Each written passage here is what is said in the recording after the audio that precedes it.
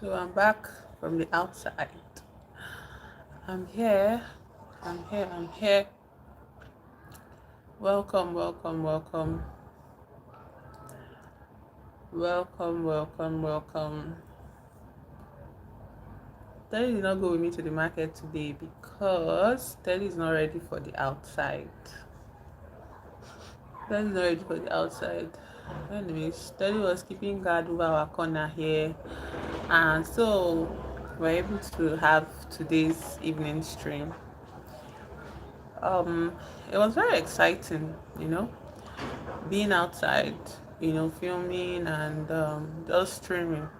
I did my best to not show people's faces, but if people's faces um, show so much, I might make the stream private.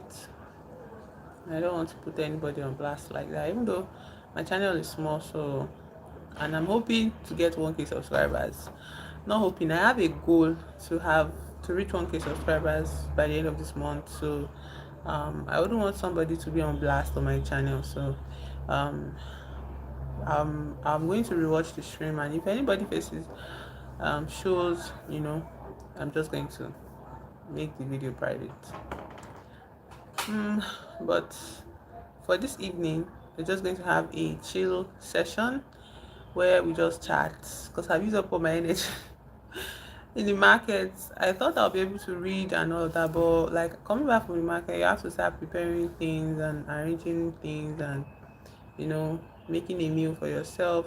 That's why at first I set the time for the stream at 3 p.m. But when I saw that the work was going to be too much and I wouldn't have time to eat, and I'll set it for 4. I don't know if anybody noticed that. Also on today's stream, I am trying out the new network provider.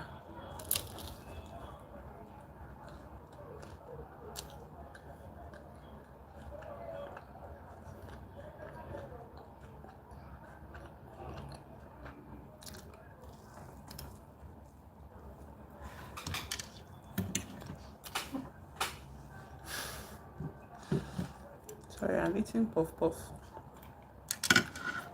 Welcome to my stream.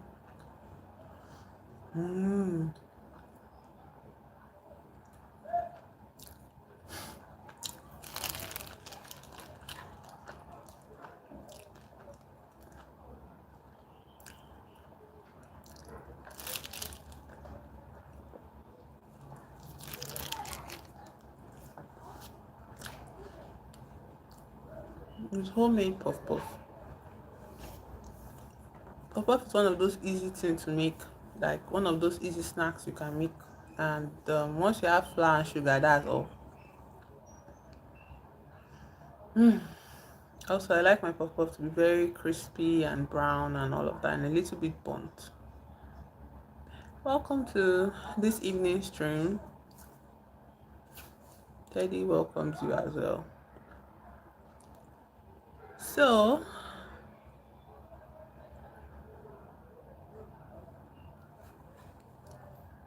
I'm going to be chatting about movies, this evening, because on yesterday's stream, one of my subscribers suggested this movie for me to watch because we're talking about horror movies, and he's from India, so he suggested this movie for me to watch, which is MUNJYA.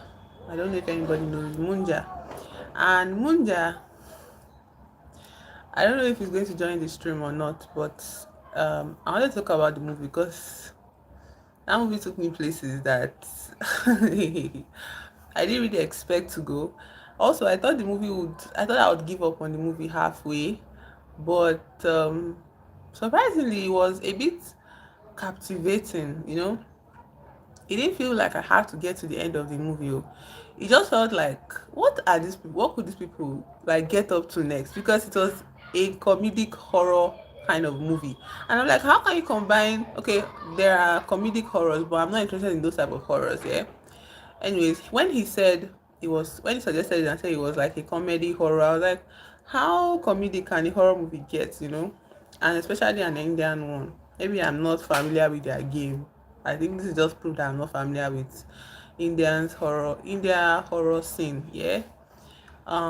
It was horrific because of the things that the main evil got up to in the movie, but it was also very at some point I was like, don't piss me off, don't piss me off. Like the things that were happening, like, and you know the funny thing, the moment I'm saying don't piss me off, like barely a few seconds I'm like hooked. I'm like, are you crazy? Why is this happening to you, you know? And then I'm laughing and then I'm angry again. So it was a real roller coaster of a movie, to be honest. And I wouldn't call it horror per se, because I'm not too familiar with all these like effects in movies. So I don't know if it is CGI, if it is what do they call it? I don't know the kind of effect they use for it, but to create the monster of the show, the monster of the show to me was not like anxiety inducing. It was not scary. The monster was not scary, to be honest. But it was just too and there was a level of unseriousness to the entire premise of the show. There's a level of like unseriousness to the premise of the show. So the show is sorry, not show, the movie. The movie is called MUNJYA. It's a Bollywood horror comedy. I think that's how to describe it. So the premise of MUNJYA, and I wanted to talk about it a bit because of the things I saw like watching the movie. Yeah. Hello, Ibrahim. Welcome to the chat. Welcome to the stream. So I'm talking about movies like right now, and I'm a fan of horror movies. And one of my subscribers suggested a horror movie to me yesterday, which I saw at night. Um, so if you have horror movies that you enjoy, or like a particular horror movie that scared you, you know, witless, you can share them with me. I might check them out. I might check them out. Anyway, this horror movie is set in India, obviously. So it's like Bollywood, it's a Bollywood production, and it is about like generational kind of trauma in a sense, where a little boy was obsessed with his neighbor's daughter that was way older than him. He was just 7 and the girl was like 13 or 14, and she was about to be married, but he was so obsessed with her he poisoned her fiance's food, but the man did not die, thankfully. Anyways, his parents got so mad.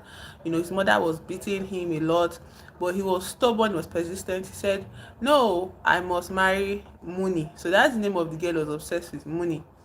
Anyways, his parents now decided to teach him a lesson. So they take him to, maybe their, you know, based on their beliefs and their rituals and all of that, they took him to Apocalypto. Is that an American movie? And what sort of horror movies? Is it like a slasher or this kind of War of the Worlds kind of movies where the whole world is crumbling or there are zombies? Just give me a little bit of description. I've not seen it. I've not seen it, obviously. I don't know the movie. I've not even heard of it. But it sounds like an American movie, sha. So anyways, these parents, they were so angry with their son. They took him to the priest, you know, their family priest, and they shaved like nearly all of his hair, and they dedicated him to like maybe monkhood or something. He was supposed to serve with some older men like that, and they were doing the ritual ceremony for him. And this guy was stubborn. This little boy was so angry. He did not care. So this process that started was supposed to last for 10 days. Okay, he would just go through the process for 10 days. After 10 days, he will become like a part of the brotherhood, you know, all of that. And I think Brazilian, are you serious? Do you know I've never considered watching horror movie from Brazilian movie industry? Wow, that's interesting.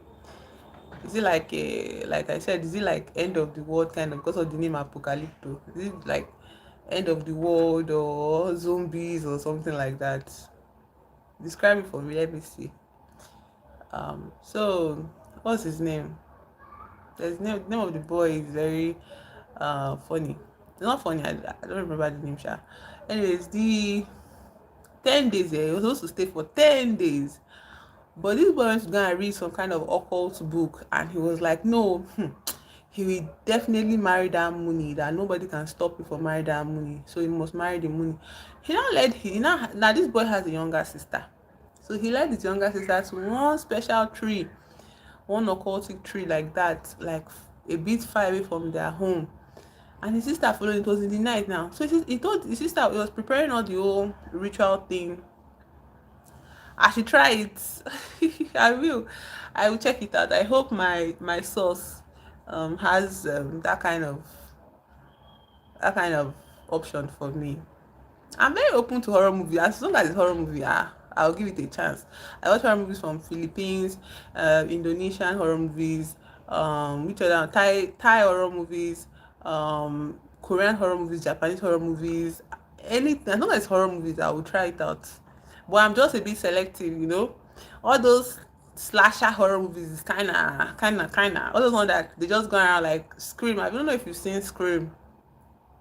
There's this guy in a mask, and no, not a guy, but it's a person in a mask that goes around killing a group of people for some reason. They know who the person is, but they don't know because of the mask and all of that. But I don't like this. I'm not really a fan of those kind of slasher movies. But once it comes to like psychological, maybe sometimes zombie movies, end of the world movies, I like those ones. Horror movies, like trauma horror, all of it. I like it. I'll check it out, Sha. Thank you for suggesting it to me. So we're talking about this Indian horror movie. So this guy now, he was with his sister in front of the tree at night. The girl was helping him to hold lantern so he will see road. So this guy prepared everything. He now said, and the final ingredient I need to go and pee, and I'll pour the pee on the whatever. So watch the tree for me. I'm coming. So the girl was backing where he went, and she was looking at the tree. She was scared. There was like carvings and all of that. She was scared, but she was with her beloved brother, her big brother, because she had already been telling her, don't be scared, don't be scared. She followed him. So she was waiting for him now, but like there was a puddle on her feet, at her feet, yeah. So as she bent her face to avoid looking at the scary tree, she bent her face to look at the water.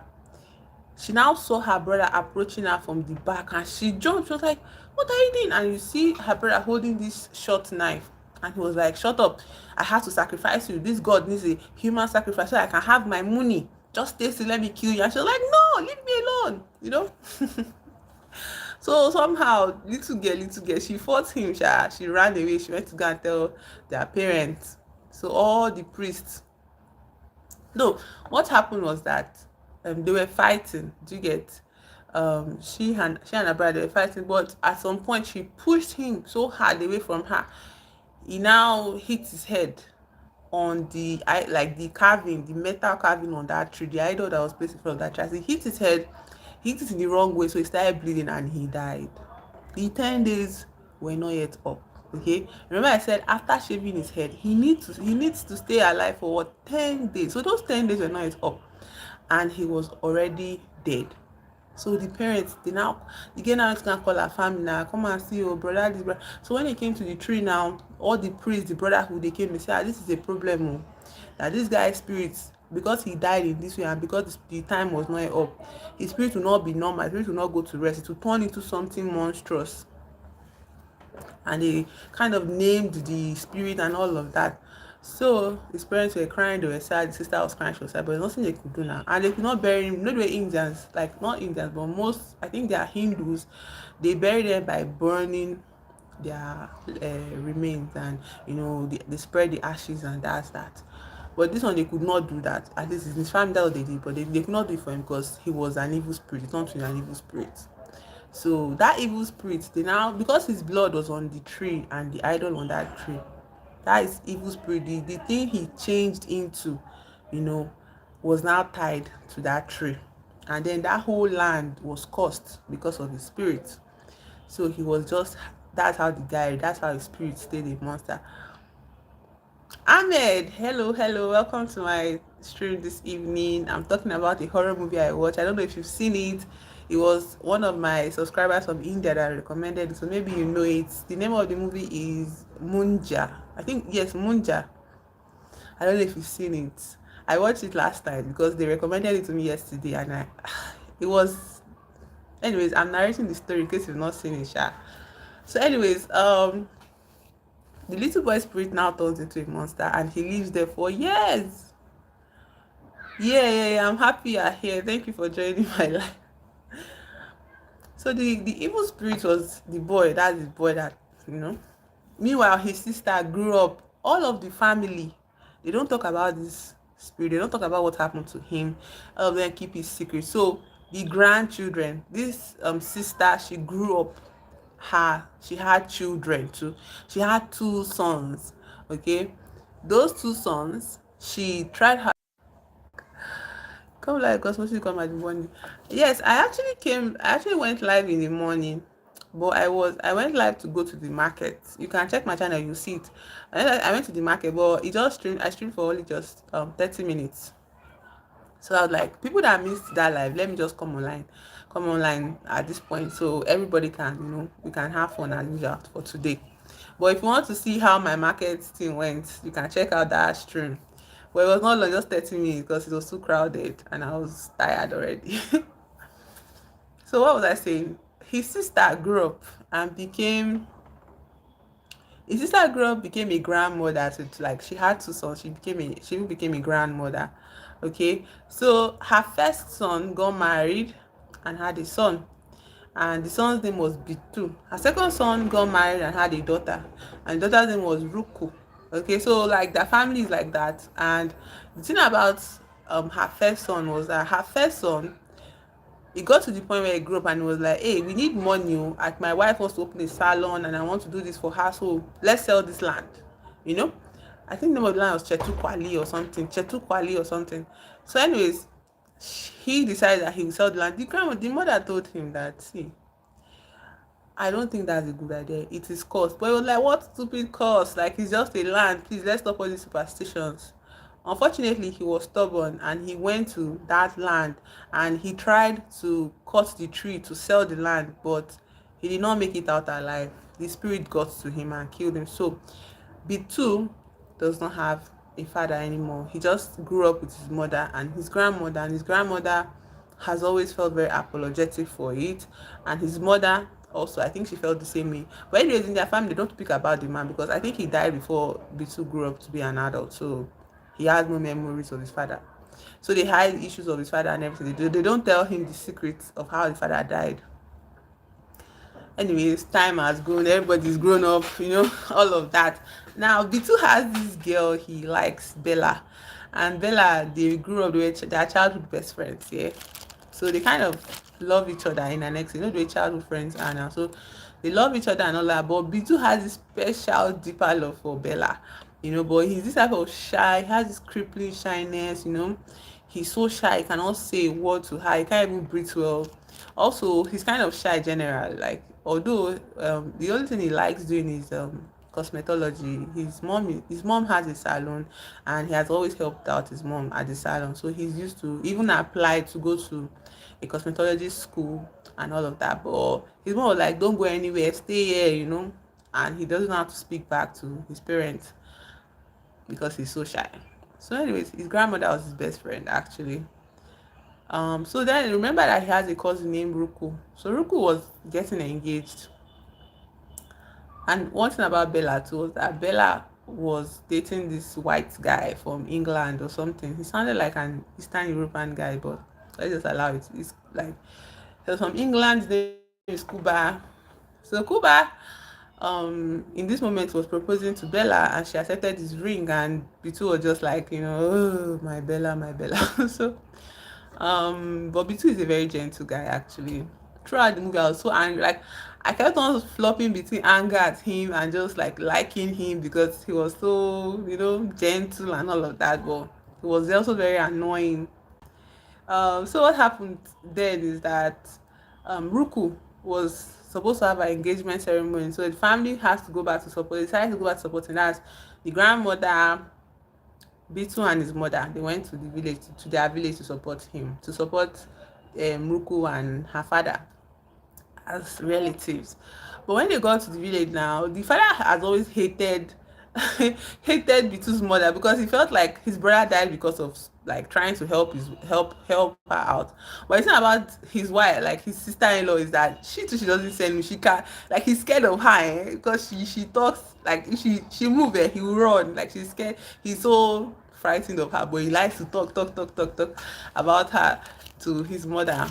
Anyways, so there's a whole conversation that happens at one point in their family meeting, and Busy is like, what about my father? What happened to him? Why? What is all this silence and secrecy? He was not like, you want to know about your father, that's his uncle. Like, you want to know about your father. Well, your father, because he wanted to help your mother, went to the coast land, Chetukali, and he tried to get it, like sell the land. And then the spirit there killed him, even though he knew it was cursed. I was like, what are you people talking about? What course are you talking about? The thing that you have to know about B2 is that B2 for the longest time has always had visions of this cursed land where that MUNJYA sleeps. So by now, to B2, that would be his grand uncle, right? Is that his grandmother's brother? That would be his grand uncle, yeah. So,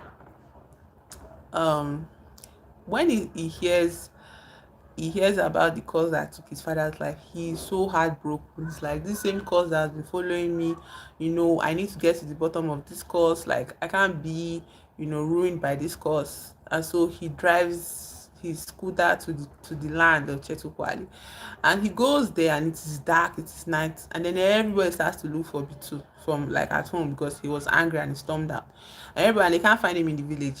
They're like, hope he did not go to that coast land. His uncle like, hope he did not go to that coast land, because who will go and find him in that place? He took my scooter. Please get my scooter back for me. That was his own concern. But his grandmother felt so bad. By this time though, Bitu had already he had already met the demon that had been haunting his dreams for so many years, like since he could remember. He met the demon, and he was swallowed up by the tree. Like, the tree consumed him, so he was just like choking inside the tree. So because the search party was going on too long now, they've not seen Bitu. The grandmother, she knows exactly what would have happened to her grandson, because she's the sister of, she's the one, like, she literally witnessed it happen to her brother. So she went to get this special cane. This cane, like, something that used to flog like they used to flog children, or just a cane. And she unwrapped it from her what do you call it, her box, in the attic in the house. So it's old, it's a very old cane, but you can tell that the cane was very, like, blessed by their spiritual whatever. Anyway, she took the cane, and by herself, she knew where the boy was.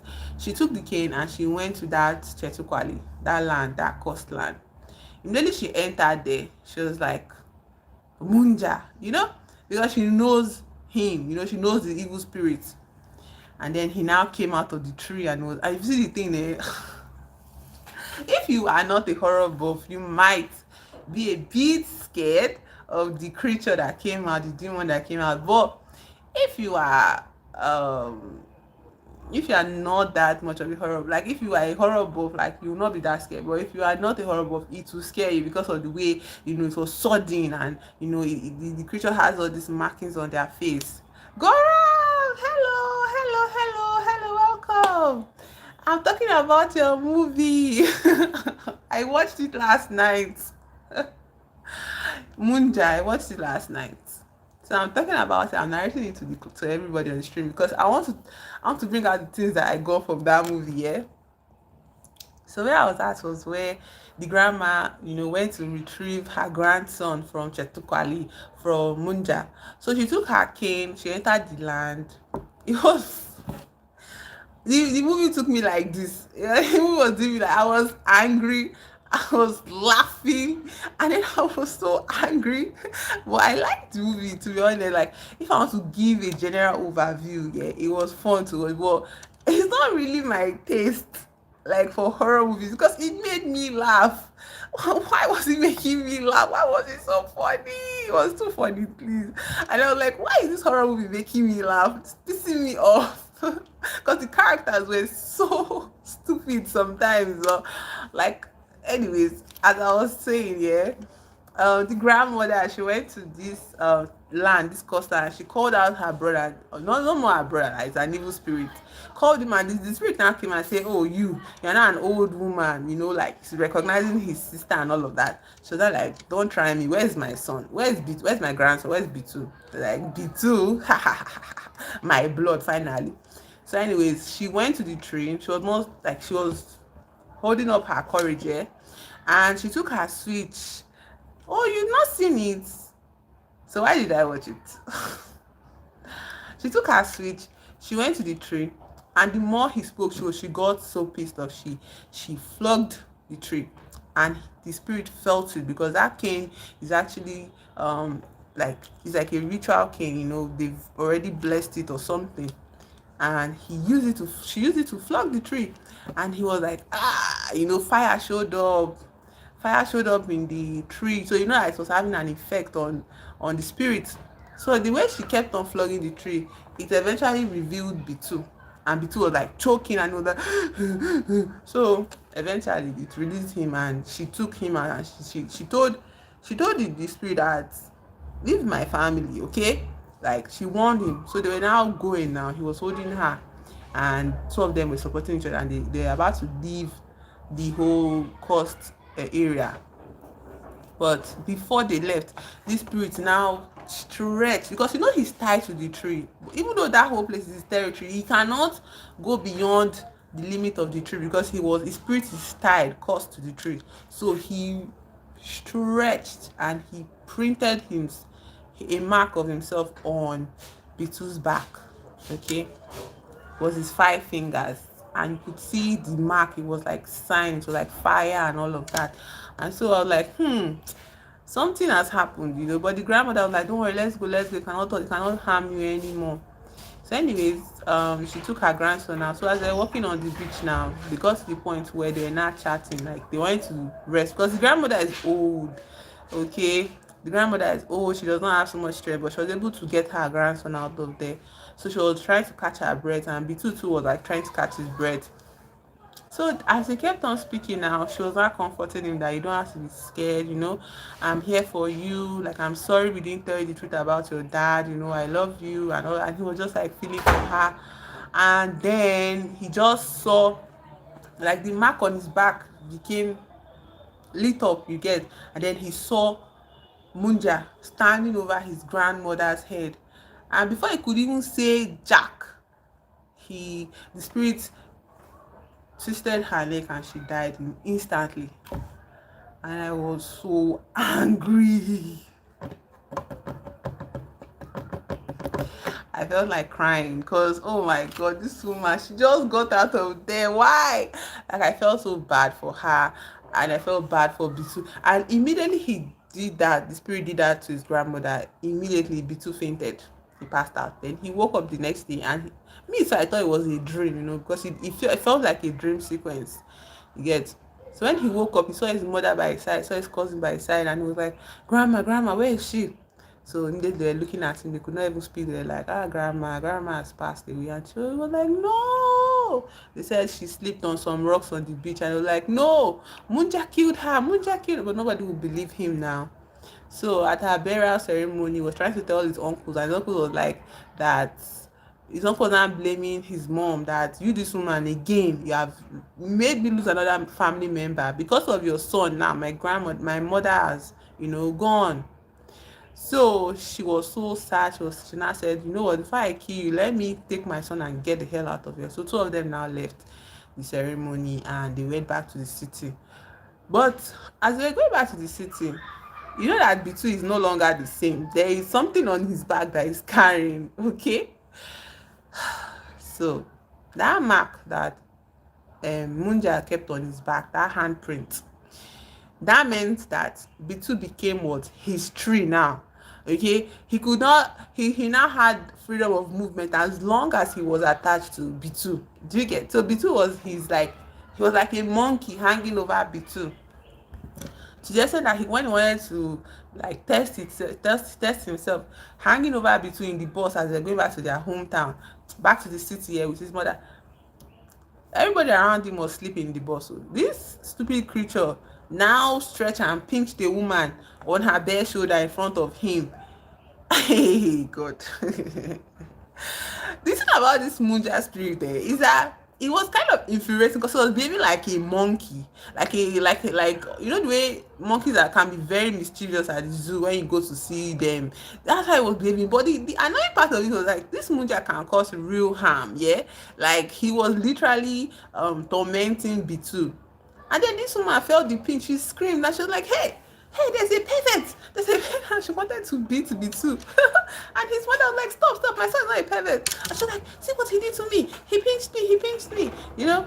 So there was confusion in the body. The mother was like, okay, it's okay. Let him go to the back. You stay in the front. Let's see who is the pervert. All of that.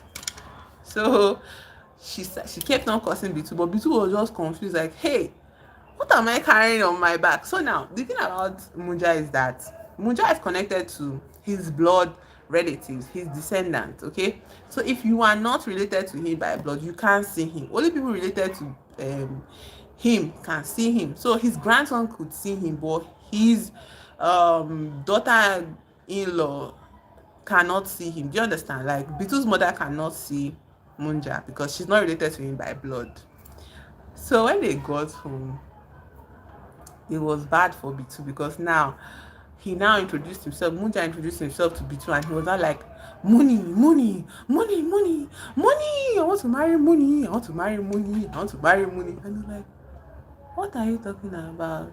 But like Bitu was scared because the creature of Munja was actually scary. Like if you look at it, it's a very weird type of creature. Like how does somebody's brain come up with such an image? Anyways, Munja is there and is shouting at Bitu like, money, my love, money, I have to marry money. And I'm like, does this guy calculate time? But you know the thing about Munja is that Munja is stunted in age because he died as a 7-year-old. Okay, so his brain, he doesn't have logic. Okay, he doesn't have logical thinking. Also, he's a cursed spirit, so there's no way you can use human rationale to talk to a cursed spirit. He's caught and he was cursed with a lot of vindictive feelings, a lot of vengeful like feelings when he died. So there's no way he can heal that in the form of a spirit. Okay, it's only as a human being you can heal. Like me personally, that's my like, it's only when you're a human being like you can heal vengefulness, all of that vindictiveness. Somebody can explain things to you or you can make peace with. But as a child too, a child does not even have sense, because why are you as a 7-year-old obsessed with a 14-year-old that has already been promised to marry to an older man, and this girl has never spoken to you in her life? Like, even if you people agree to marry, how are you going to take care of her? How are you going to be a husband to her? So I feel like his obsession was unhealthy, and they should not have dealt with it the way they dealt with it. I mean, his parents, they flogged him, they shaved his hair, and he was begging them that don't shave my hair, I just love money. I felt like like watching it, I felt like all of this anger he had, if they had just left him alone, although he was dangerous because he poisoned Muni's fiance with rat poison. So he was dangerous, but in my opinion, so I know about it. Like, okay, you know about it, okay, Gaurav knows about it. So Gaurav is telling us that it's about Brahman people. Munja was a Brahman, so they have a kind of ceremony. So Munja died before that ceremony, so he became a demon. Yes, exactly. Like, the story explains it to us. You get. So before we continue the narration, so this thing is like a real thing. Like, you're not supposed to die. Yeah, he went to marry Muni, so you're not supposed to die before the end of the ceremony, Abi. Okay, let's say somebody dies, that person actually becomes a demon. Is that like, is it real? Is it like a real thing that happens, like in you guys, like in their culture, in Brahman's culture? That's very interesting. I like all those kind of things, when people incorporate like cultural elements, cultural myths or religious, beliefs into horror movies, because that's what horror movies made up of, like real life, yeah. Especially all this very esoteric aspect of our realities. Wow. Poor Munja. The only way I pity Munja, yeah, is because he was a child. Okay, I don't pity him in the sense of his obsession, or like it was just natural, he just wanted to marry a girl he liked. I don't pity him in that aspect, because at the end of the day, the conversation around a boy feeling like he can just marry any woman, even though that woman is older than him, 14, like she was 14, he was 7, what is he going to do in the marriage? Like both of them are minors, and she's way older than him. Yeah. So what were they supposed to do? Like, how was the marriage? Like, how were they supposed to live as a married couple when he's just 7 years old?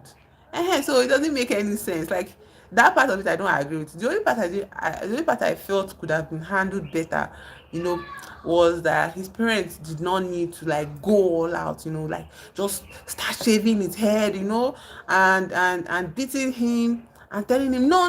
Like, you can't solve obsession by force. Do you get? You can't remove somebody's obsession with force. You can't. That's the bad thing about obsession, obsessive behaviors, obsessive tendencies, and all the stalker behaviors. You can't relieve it by force, with force. It just gets worse, it just blows up, and that's what happened to him. So anyways, there was that. So Munja is like tormenting B2 full on now.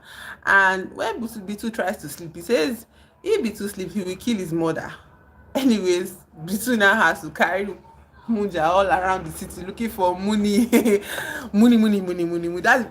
It was so funny. That part was funny. Every time Munja was like, money. I want to marry money. I want to marry money. And he'll be saying it in like, your language, like Indian language. And he's like, what was the word you were saying for it? Money, out my money, out my money. I was like, this thing is not a serious element. This is a monkey, actually.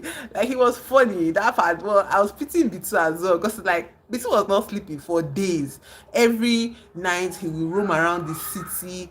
As dangerous as it is at night, he has to roam around the city finding money, even though he doesn't know what money is, or what money looks like, or what money even represents. Because we had the now, okay, Beetle has a friend that they call Spielberg, because Spielberg wants to be a director, a movie director. So Spielberg, he eventually tells Spielberg the issue, because his mother was like, Spielberg, speak to your friend. Your friend is doing something. I don't know what is wrong with him.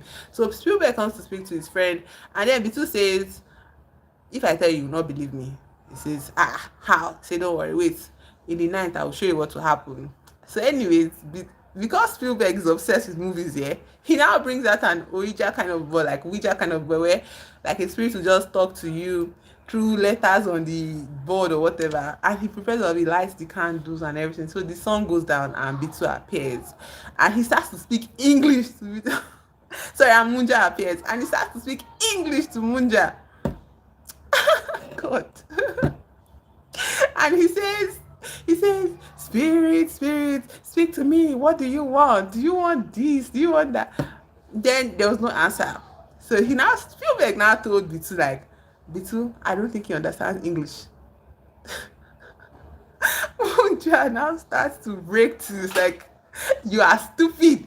I understand English, ABCD, JKLZ. I was like, this creature is on serious. I was like, this is not a real horror creature. Like, I need to get my hands on this spirit and actually deal with him myself. Like, what kind of... Anyways, Spielberg's like, I'm sorry. So he's not like, what do you want? Then I'll find it. Then Spielberg now has the logic. Now says, like, every time you're saying you want to marry money, please tell us. We don't understand this money thing. He says, go and find money. So two of them now start going up and down. Later on again, after another moment again of Munja tormenting both of them. So because Spielberg cannot leave his friend now, so both of them are experiencing the horrors together. So Munja is like, Muni was my love. I'm supposed to marry Muni. She's this, she's that. So Spielberg now has the idea that if Munja is as old as their grandmother, so that means this family of Muni must have lived, close to them. And finally he said the surname of the Muni, saying Muni can eat. Let me not spoil the name, but he said the name of the girl he has always wanted to marry. So that surname and Muni, like, Spielberg now says, Bitu should check his family and ask them, like, should ask his cousin in his hometown, Ruku, that Ruku should make research in the next compound and ask them about their daughter named Muni. Obviously, she will not be a child anymore. So, anyways, Ruku checks for them. Ruku now comes back and tells them that those family they moved out, or their house is even sold to the neighbor, but they're able to get information about her, and she will check for the picture of the Muni. You get. Eventually, she now sends the picture through WhatsApp to them, and when they are looking at the picture, the sun comes down. Munja appears and he sees his Muni's picture and he's like Muni, Muni, Muni, Muni, Muni, Muni. So when they trace Muni, you do like, it's so interesting that Muni is actually like the grandmother of Bella, which I suspected in the beginning because they were like Bella and Bitu, they were like besties growing up together. So obviously their family must have been connected in some way. So the grandmother of Bella is Muni. Wow. So because of that, they now take Munja, because Munja cannot, not cannot, but will not leave Bitu's shoulders. So they carry him, Spielberg and Bitu with Munja go to visit Bella's house. But Bella is not home. And Muni, the Muni that he has been dreaming of, Muni is now like old. I'm not trying any movie for me again. If you've not watched it, unless you've watched it, then I'll consider it, because this movie took me on a very wild coaster, a roller coaster ride that I've not yet recovered from. So anyways, they go to see Muni, and Muni is an old grandma. She can't even speak anymore, and she has to be fed. She doesn't even have, her dentition anymore. So she's really old. And Munja sees her, and I'm like, "Toh, you see your wife, you see your girlfriend. Oh, Muni, I cannot live without you. You have seen her. Can we have peace?" Watch Tumba. When you watch Tumba, then you tell me about it, then I can try it out. But he sees Muni, and I'm like, "So Munja, you see your precious Muni. Sure, you can marry her now." And he's looking at her. He's not saying anything. Anyways, they're waiting for Munja to release them finally. Abi, they think that's the end of the case. That Munja only has to meet with Muni, and then he'll be okay. But Munja is not okay. He hangs around the house, and then he's like, okay, they should go, and they are leaving. Bella now comes in, and Bella hugs Bitu, and she's like, Bitu, where have you been? Oh, I'm so sorry your grandmother passed. I know it must be painful. I'm your friend. Let me make this thing for you. Just stay around. Let me do this. Meanwhile, as she's, being a friend to Bitu and all of that, Munja turns his eyes on her, and he starts thinking. I can literally see the wheels in his head turning, and he's looking at Bella, and then he now tells Bitu, I want Bella. Can you imagine this thief? And that is the proof that I really like. That thing confirmed something for me, and that was that if his parents had just given him a little bit of space to feel his emotions, he would have moved on from that money 100%. He's a child. He doesn't mean it. Like he never meant it. He was just being obsessive, and because there was opposition, he felt he needed to hold on to that opposition to prove something to himself. But I bet it, if there was another girl, let's say after Muni was married off and another pretty girl came to the neighborhood, Munja would have fallen in love with her again. Like, it's just a circle. It's not love he's looking for. It's just a habit, just like an obsessive part of his personality. Yeah, some people have that kind of obsessive personalities, but it doesn't show up until something triggers it. Yet, and for him, it was Muni, and his parents, like, they were scared, so they did not handle it properly. About an angel, just like Lucifer. Is that too bad?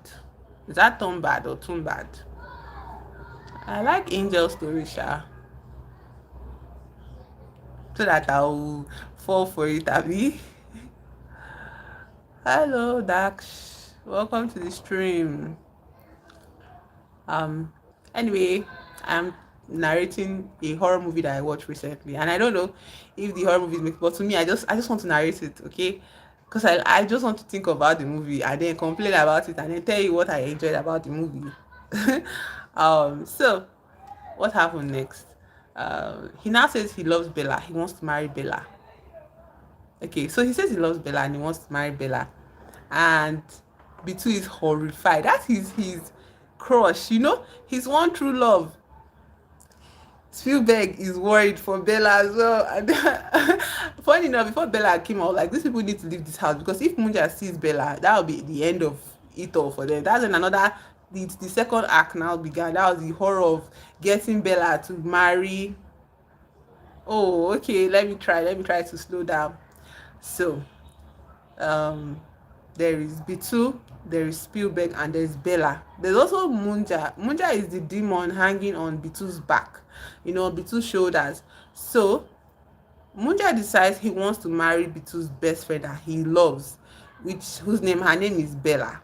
Okay, so Bitu does not want Munja to marry Bella. So now two of them have to find a solution to Munja. Before, they thought maybe they could solve the solution by, like, solve the issue by giving money to Munja. But now Muni is an old woman. She does not even have, all her senses about her, because she's old. And Munja says, I don't want Muni anymore. I want Bella, a pretty young girl that would be way below his age. It's literally the grandmother's age. So why would he be interested in a girl, a woman that is just like 20 something years old? Anyways, in his real life, he was 7 years old. He was interested in a woman that was 14. Now he's dead. He's like maybe 90 years old and interested in a woman that is 20 something. So I don't think Munja is actually normal.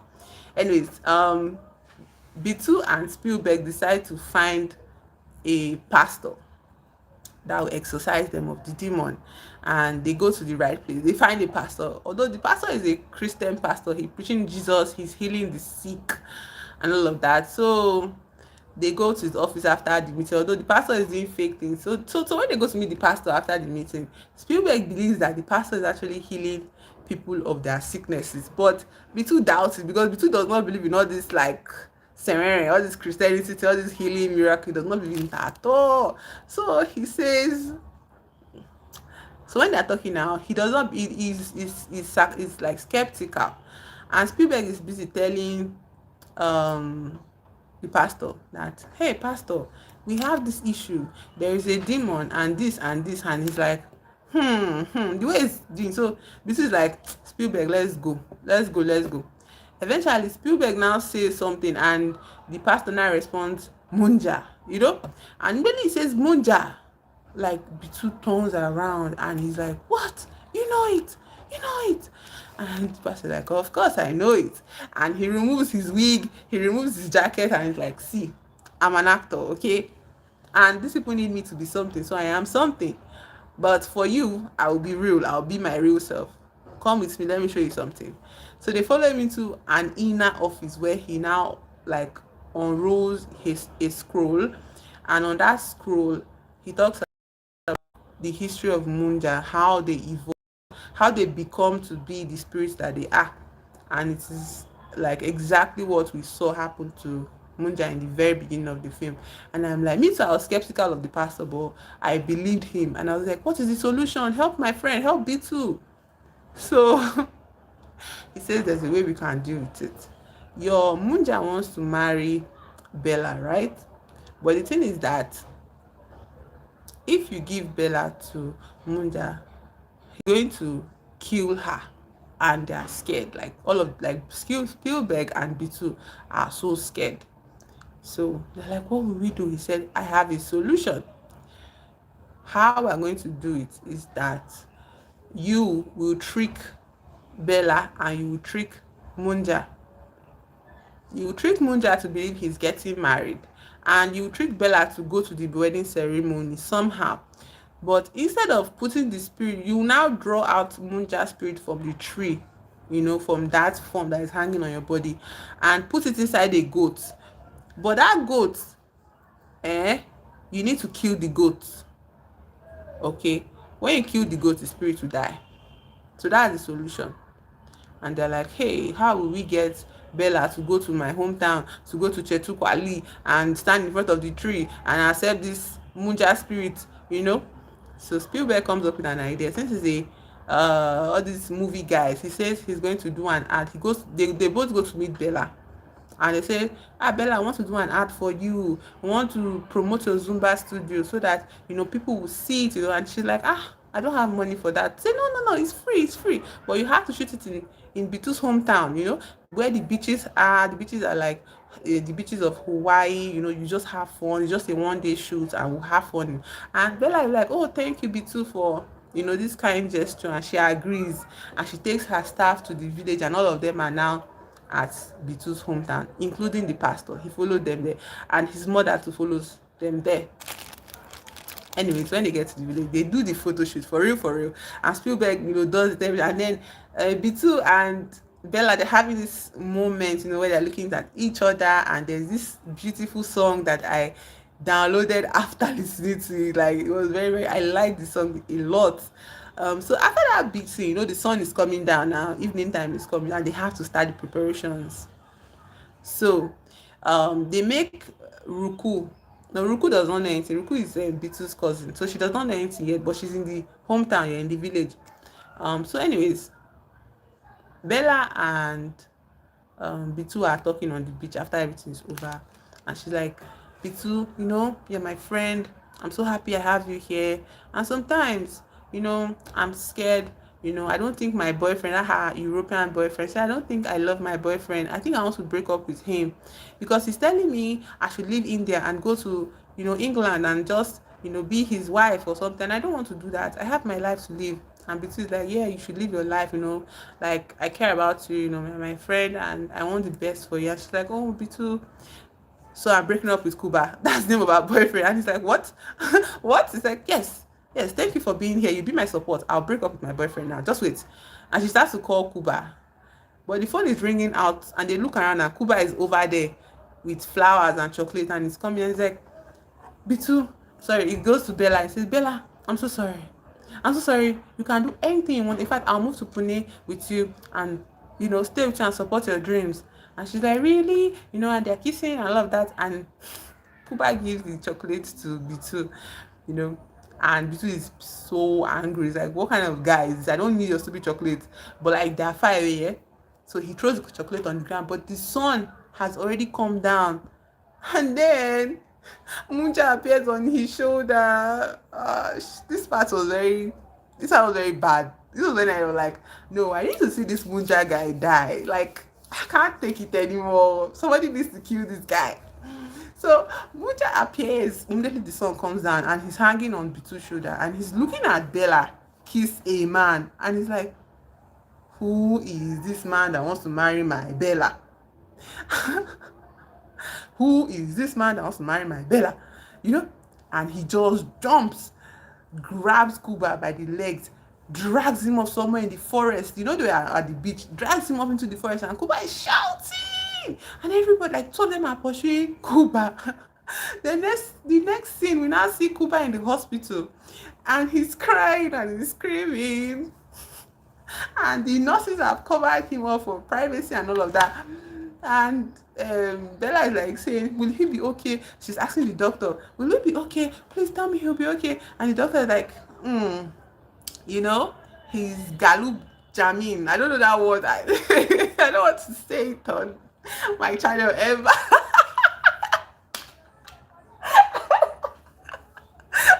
So Gaurav knows it. And he says, his Galub Jamin is gone. And she's like, what?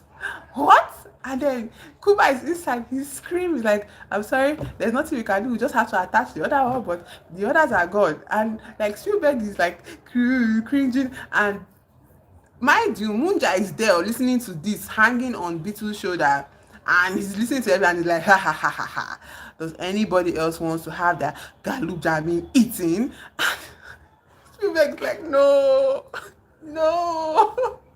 So anyway, because he wants to like forcefully take Bella, Bitu runs to like a supply closet with Spielberg, and they're like, they have to perform the sacrifice now. Like, they have to somehow get Bella to do the sacrifice, because the next person they see, like the MUNJYA sees hanging around Bella, is going to actually kill that person.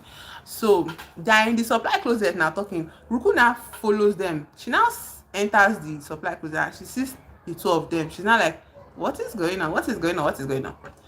Guy, immediately she sees Munja on Bitu's shoulder and she starts to scream and she's screaming and she's crying and it's like, oh, my descendants.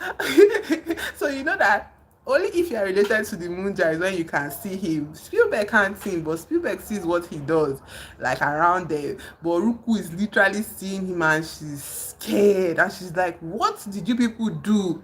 What is this? And Betty is like, please, Ruku, you have to help us, please. And she's like, of course, I can't. Like, do I have a choice? You know, that kind of thing. So three of them now start to plan. So what they plan to do is that they would get Bella to be high. You know, they'll make her drunk, and then somebody else will get the goat from the village, steal a goat because they don't have money to buy a goat. They have only a short while to do this. The preacher, remember that the preacher is still with them in that village, so they have to get a goat, and then the third person will now like deceive Munja, like take Munja to back to that church, the cursed land and the cursed tree. So that's how three of them are. They now agree. Somebody goes to steal the goat, somebody goes to buy palm wine and gives it to Bella. Hello, Ikonson. Hi, Ikonson. You've caught me at a good time. I'm telling a story, so join the listening party. So I'm telling a story like a horror movie, you know, and all that, because I like horror movies. So if you're a fan of horror movies, suggest any horror movies you watched recently, and maybe I will check them out. Oh, I'm from Nigeria. Okay, I remember you now. Are you not from Italy? You showed up to my stream one Sunday. You're from Italy, yeah? So, anyways, yeah. Yeah. Like, it's good that people join now so that my channel can grow. Because I want to get to 1K subscribers by the end of this month. So, anyways, as I was telling my story, what was I saying? So they get all the whole thing. They now like give Bella the palm wine, and Bella is high. She does not even know where she is. So now it's for the preacher to come and join them, you know, at the scene of the cursed tree and perform the rites. She just one thing. The preacher now said, you know what? I'm going to stay in this festival and pray for you so that people's sacrifice will go well properly. Okay, I can't come there. Just make sure that whatever you do, don't put the same sign on another person. Only the goat has to have that sign. So now what's that sign? There's a sign of the curse that they used to seal Munja to the tree, and it is this Z sign with another line drawn across. So that Z sign, they did everything successfully. So they drew it on the goat, and they now said the incantation. And when they said the incantation, truly Munja's spirit left, you know, Bitu's back and entered the goat. So the goat was bleating like, my bride, that kind of thing. Now it's to get Bella to just stay. No. Now the spirit has entered the goat is to kill the goats. Just kill this freaking goat. Just kill. Like three of you are here, and there's only one person that is high. Just kill this freaking goat. No. What happens? Bella now draws the same sign on the goat onto her forehead, and she says, oh, this is my bride. Oh, I'm getting married. And as she draws the same sign on her head, what happened? The spirit of Munja enters into her body, and Bella's spirit enters into the goat. So they've exchanged spirits. Like the spirit of Bella got into the goat, and the spirit of Munja left the goat and entered into Bella. And everybody was like, three of them were just like, what the hell, you know? And then when Munja woke up in Bella's body, he was like, what is this? Why am I here? Why? People trying to trick me. You know, he was not angry. That's why I'm chasing them. They're not running. They're not running me. They're not run. And somebody has to carry the goat, else Bella's spirit will be lost forever. So one of them was carrying the goat. So they were running back to Ruku's house, like their family house, yeah. So they got to the house and they were like trying to, block Bella from entering the house. So they successfully blocked the doors. And Bitu went to hide with his mom. The other two went to go and find somewhere to hide. Spielberg and Ruku. From 1 to 10, I'll give it a 6 because it made me laugh. Like, it made me laugh so bad. Like, why? Why was it so funny and so annoying? Why are these characters so insane? Like, I will rate it a 6. Actually, it's something you can enjoy, and it will not give you nightmares. And it's also not make you sad. It just make you angry and then happy and then you laugh, and you know, it's just funny. Like, I didn't expect to laugh so bad. I wanted to even give up. Like, after 10 minutes, I was like, I don't like the two character, Joe. He's too shy. I don't like shy people. Not like I don't like shy people, but like I don't like people that like they are so crippled by shyness. It used to stress me out because I'm like how are you going to live this life if you are so crippled by shyness? But it's not like I'm judging them. I just don't like seeing them in movies, to be honest. So anyways, all of that is happening. The preacher now comes to the house, and then somehow Bitu tells his mom everything that is happening, and he's crying and he's like, it's my fault, I'm a loser.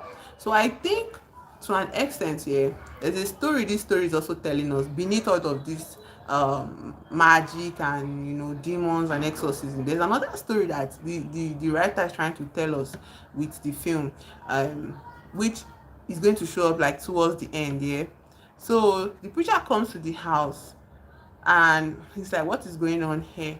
Then their uncle, Bitu's uncle, come, that's Ruku's father, with his friend, and he's like, what are you doing, my goat? Give my goat. So two of them take the goat and they leave them alone. Now Bella's spirit is inside the goat and they're taking the goat away.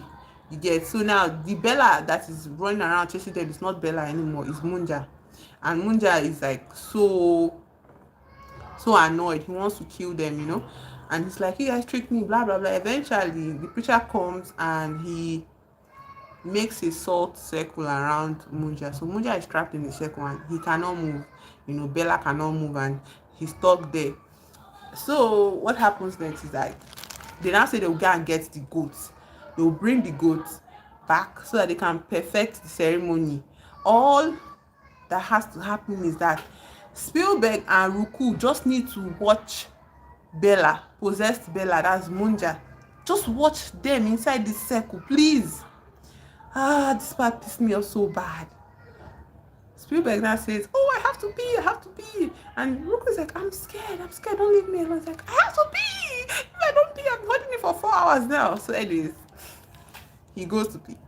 And she's like there with, Bella the demon. And she's scared. So, but Ruku does not do anything. She just leaves her in the circle, because she's safe outside of the circle. Then Bella bends her head, like the demon bends its head and starts to cry like Bella, starts saying, oh my god, Ruku, oh my god, I don't know what happened to me, please. And she's bending her head and she's crying. And Ruku is like, Bella, you're back. Oh Bella, I'm so sorry. Oh Bella, you'll be fine. And she steps inside the circle. Oh my god. One thing I will not tolerate for horror movies anymore is all this kind of easy instructions that people just don't go out. Like, the instruction was easy. Stay outside the circle. At least let the preacher come and do the work. Why did you step inside the circle? Why did you step inside the circle?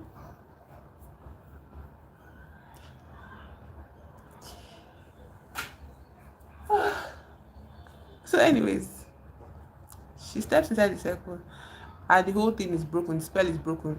Now MUNJYA has Ruku and she's threatening to kill her. So the preacher comes and tries to exorcise Bella, and they brought the goat back. The uncle is now there like, what is going on? Why are people struggling for this goat?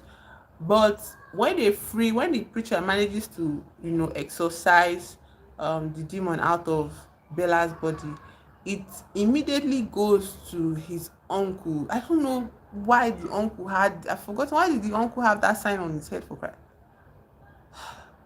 the spirit enters his uncle immediately, and they throw the uncle inside the well, but the uncle flies back out because of the demon. And I was like, if the uncle had died like that inside the well, wouldn't that mean Ruku's father just died like that? That would be so mean. Like, you have to get rid of the demon from the uncle's body as well. You can't just let it be that, you know. So anyways, nothing is working anymore. And then because the spirit is now in the uncle's body, the spirit now has like power. Like, no, Bella's body was not that strong, but inside the man's body can cause more havoc. So he beats everybody. He knocks out the preacher, so they don't have any help anymore. And then he knocks out Bitu. Bitu blacks out. And when he opens his eyes, he sees the uncle dragging Bella's body away. Eventually he now wakes up like from unconsciousness and starts to trace them to the island, but he's so scared. Then he now sees his grandmother's ghost, and his grandmother's ghost is like, do you know the thing that is actually scary about all these evil spirits? Yeah, like, they feed on your fear. It's not about them being powerful, it's about you being too scared. And you've always been a scared child. Maybe sometimes you just need to, like, stand up for yourself and be courageous even if you are scared. You understand? And when his grandmother said that to him, he felt so encouraged. He went back to his grandmother's belongings, and he took out that same blessed cane, that spiritual cane, and he now ran to that cursed place. At the cursed place, he saw that the uncle was now trying to perform the ritual, to kill Bella and marry her, in eternity. That is not the uncle, it's MUNJYA inside his uncle's body. And then when they start to fight, it gets really bad, it gets really bloody.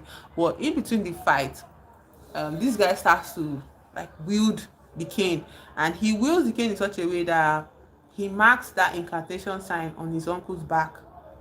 He marks the incantation sign with his blood on the tree, and then he chants the incantation, and by force MUNJYA spirit comes out of the uncle's body and enters back into the tree. You get? And the two is like very, proud of himself. And Bella wakes up, so she gains consciousness, and both of them manage to achieve this great feat by themselves. Then when the uncle, comes to his consciousness, he's like, why am I here? Why did you bring me to this cost? And the uncle runs away and leaves the both of them there.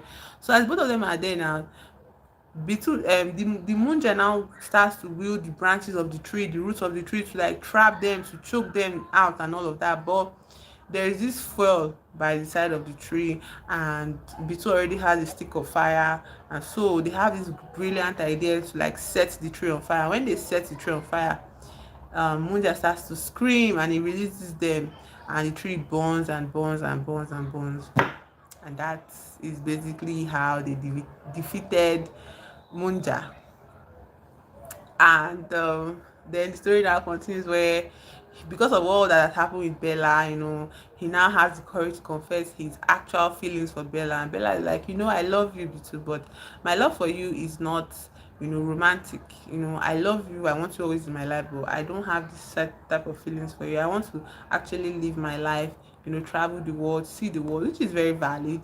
And Bitu does not feel any sort of resentment or anger. He accepts it. He says, yes, like, I'll always be your friend and all of that. And it's such a beautiful moment.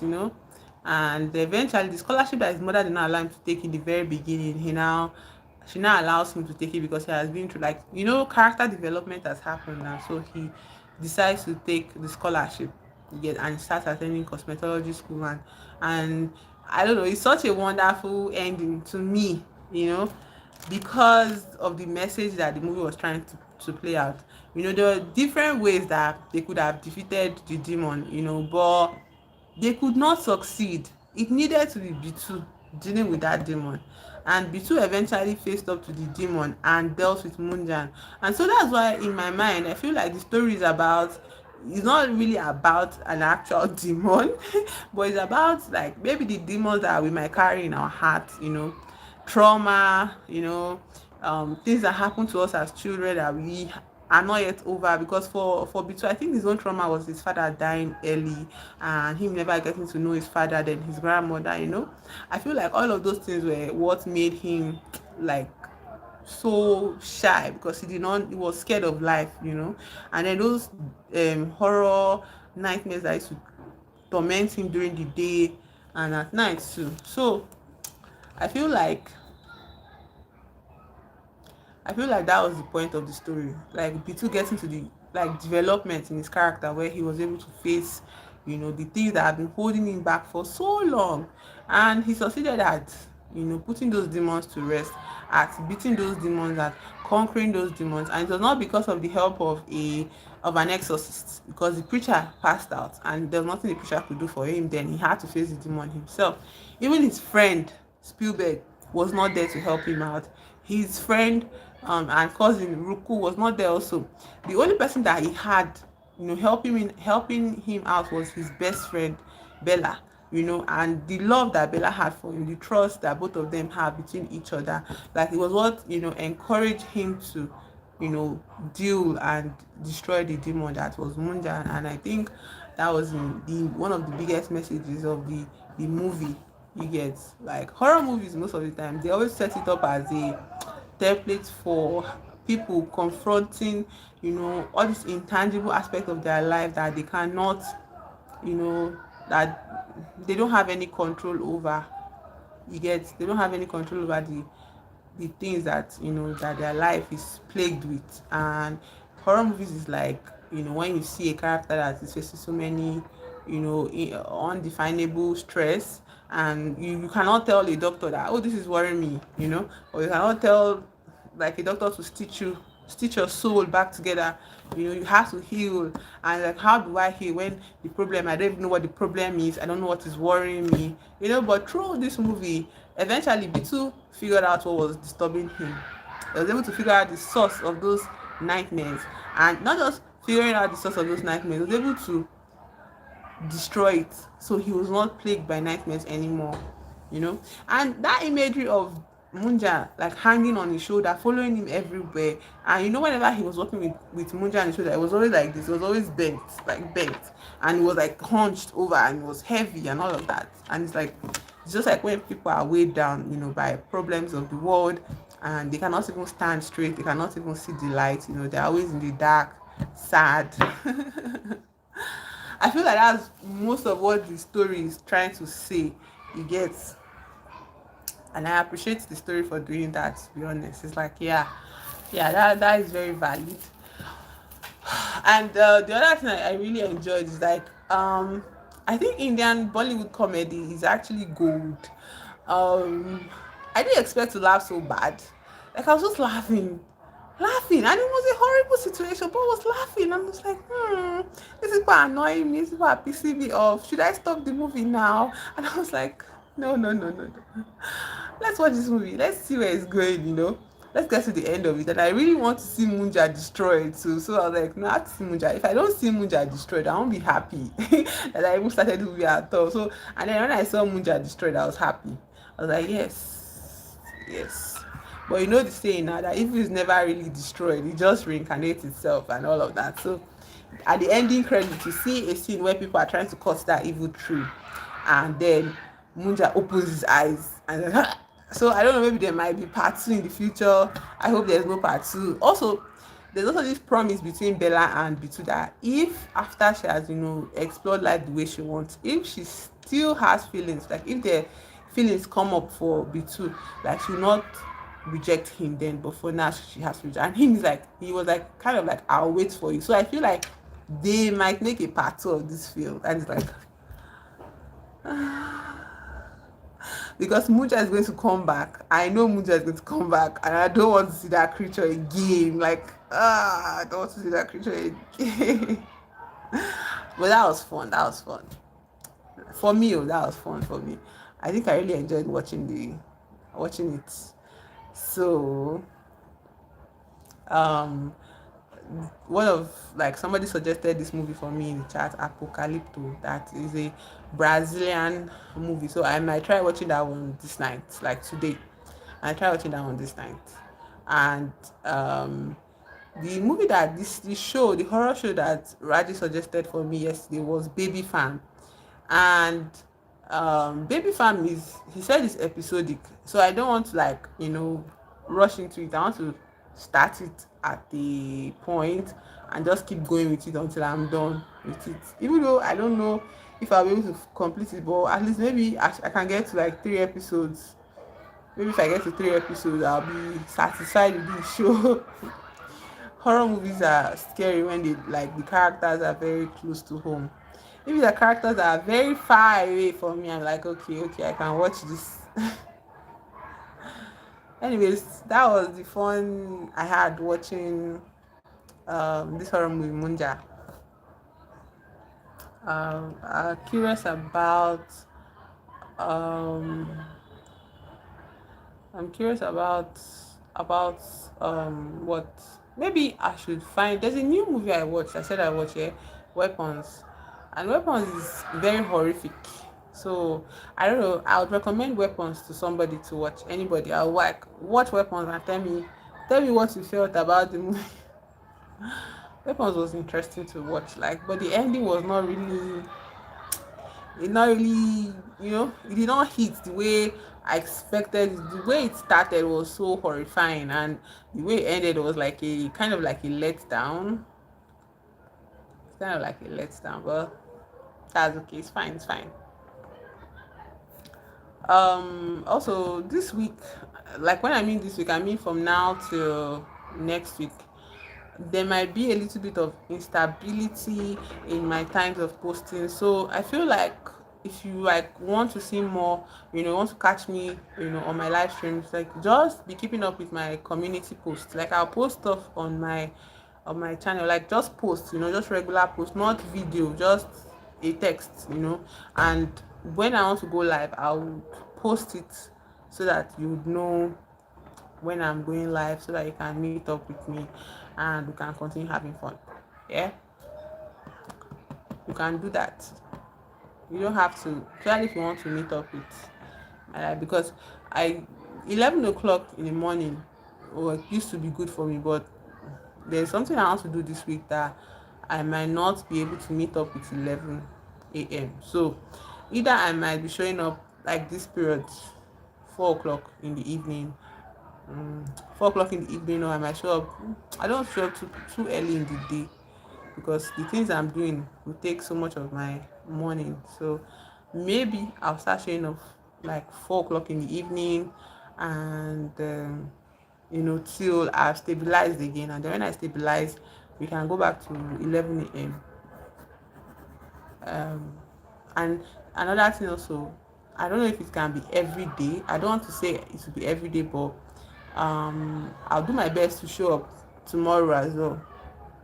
And it's not like it's work, like it's not like it's this whole, so I want to be here, I want to stream, with, and have fun and with my subscribers and all of you that somehow stumble upon my stream. I also have fun with all of you and all of that. So I will definitely make time out of my schedule to do that. It's not as if, you have to be here because like maybe I'm doing it as if I'm doing you guys a favor. It's not a favor. I like you guys showing up for me, and I want to show up for you as well. I like that kind of connection you get. So I just want to keep it up. I don't want it to fall by the wayside. So I might be showing up more 4 p.m. and then yeah, I might be showing up more 4 p.m. and so tomorrow I don't know how my morning will be, but if I'm not going to show up 11 p.m., I will post the message on my community tab. Please just check my channel, go to post, you see my community tab, and then when you see the community whatever, you will see my updates there of the time I'm going to show up tomorrow. Well, I'm going to show up tomorrow, so like I can say that for sure that I will show up tomorrow. Yeah, so thank you. Like it's not over out, like it's not over now, like you can still have a little chat now, but I'm just saying it so that just in case, like if you're not aware, because for now I'm not really, I don't know, I've been a bit destabilized, and I don't want it to affect my momentum. Another movie that I don't know, movies I'm not interested in is romance movies. I'm not interested in romance movies. Romance movies are boring as hell, because it's mostly, I have a lot of complaints about romance movies actually. That's why when I was seeing Bella and Bitudu, my friend. Oh, I have a crush on you. Oh, I don't have a crush on you. Like every sitting, Bella will just hug B2. I'm like, madam, you like this boy, like, you know. And I was like, okay, they are besties. And I like the ended that. Bella was like, I'm not interested in you like that, romance. I just love you as my friend, and that's okay for me now. And I appreciated that ending. You get, but I'm not interested. Like when B2 was not doing one kind of face, like, okay, Bella, I respect it. I was like, guy, just go, please. But actually, like, um, I like Bella's character. I liked the dance sequence, the music. I liked it. I thought it would be, they did it well for a horror movie. They did it well. Maybe this evening I'm going to check out Apocalypto and um, a Bollywood horror classic. That Najina or Najin. Like, I'm going to check out one of those. And then what else? What is Apocalypto? I'll put my mind to watch today because I don't think I've ever seen any Brazilian horror movie before. So I'll try it. I'll try it out. Um, uh, yeah. I was supposed to read a book. I was supposed to read a book today, but I don't think I'm in that frame of mind to do so. So I don't want to do it haphazardly. I want to settle in and read my book, and have fun reading my book. The next thing I want to achieve, I was talking about how I wanted to go to the market. I've achieved market. Next thing I want to do is my hair. I want to actually making my hair, and I've already made an appointment with my stylist for Saturday.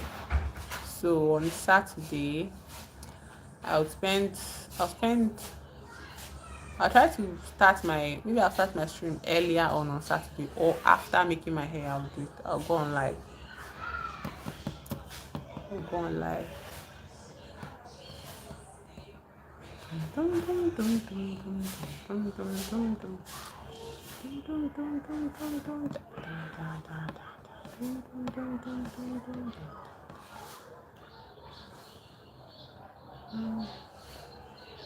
Also, the subscriber that was like, I should, slow down. I'm not even a good narrator at all. Like, I don't, let me not say I'm not, but for now, like, I don't think I have those narrative skills you get. So it's kind of hard for me to maintain my train of thought when I'm narrating a story because I might forget the details or something I just watched. You get, unless I repeat that movie over and over. But if I watch it for the first time, number one, I'll be too excited to tell everybody the story. Number two, in my excitement, I'll forget most of the details of the story. So when you see me rushing to tell, I understand the issue of like maybe you might not understand my speedy words or whatever, but for me, I try to make sure that I don't forget the details, of what I watched. If I enjoy the movie so well, I will remember like 50% of the details. I don't know why. It's just I've been too focused on the feelings I got from watching it, the satisfaction that I got from watching it, than the story itself. I would even forget the name of the main characters. Like sometimes, like now, how did I even remember whose name did I forget in this movie? I almost forgot B2's name, but it's not that memorable, so I cannot forget his name. Besides the way he was behaving, like he was so gentleman, gentle boy, curly hair, glasses, oh, sad boy, shy boy. All those kind of characters, I don't like them at all. I don't like those kind of characters at all.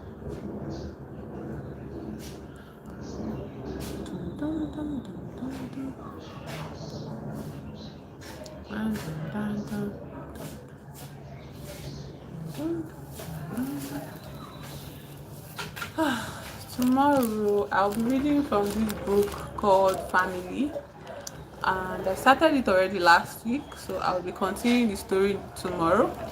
Join me for that. It will be fun. And what other thing do I want to say? Um, that story is the main thing because I'm curious about the following chapters.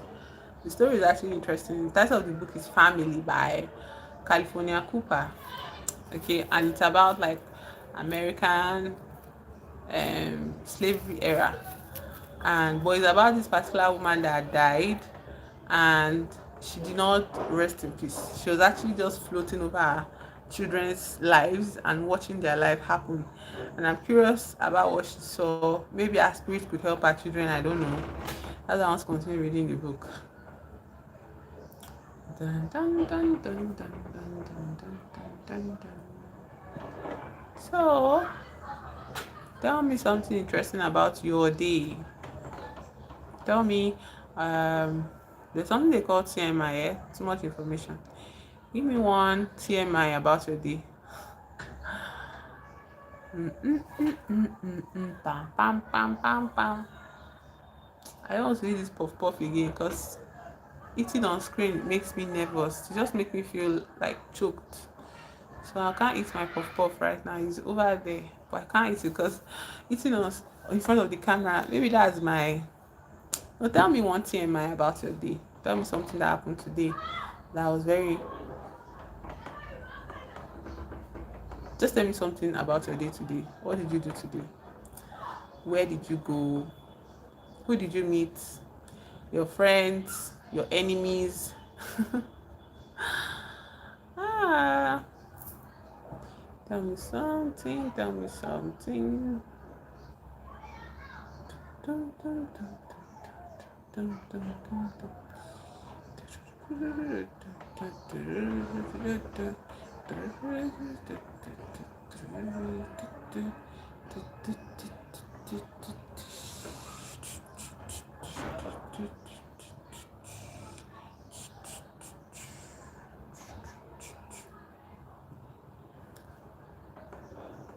I'm waiting to hear because I'm interested. I want to hear. I've told you a lot of things, like the movie I watched. I told you about all of the movie. The movie I watched last night. I've said everything about the movie I wanted to say. So now you have to tell me about you. You have to tell me about you. What did you do today? Where did you go today? Who did you meet today? Your friend, your enemy. I'm interested. I want to know.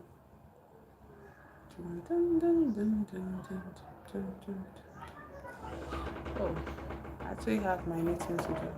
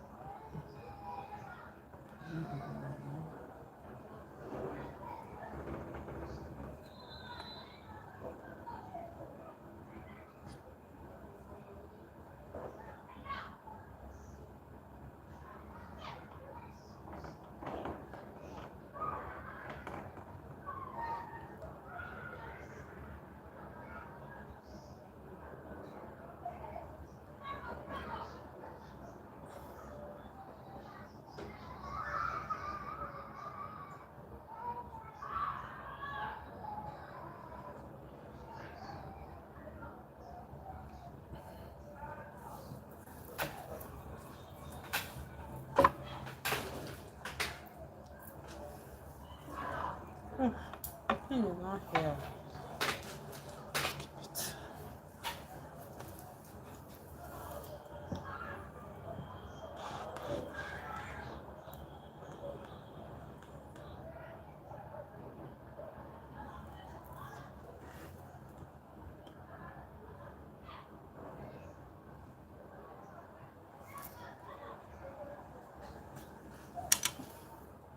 Since I already went like 30 minutes earlier in the day um, for my market stream, maybe I should end this one at 1 hour 30 minutes, complete my 2 hour set for the day. I wonder.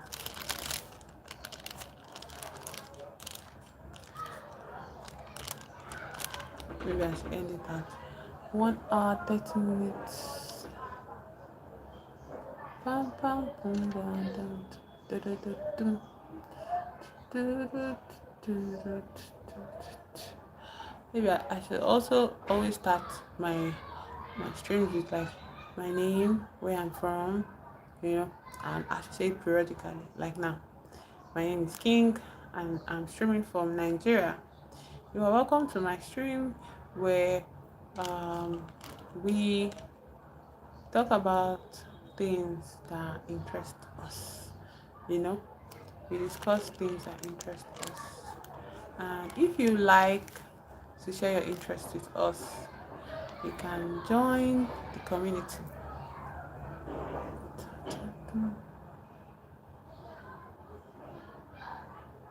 Dun, dun, dun, dun, dun.